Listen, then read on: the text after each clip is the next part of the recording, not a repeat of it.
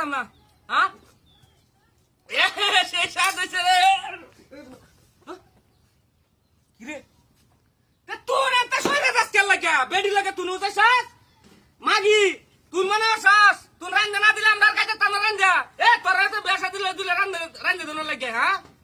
হ্যাঁ এই যে রাঁধছি 3 দিন কায়াম হিরু যত তুইয়া হিরু যত 3 দিন কায়াম হ্যাঁ লবণ হইছে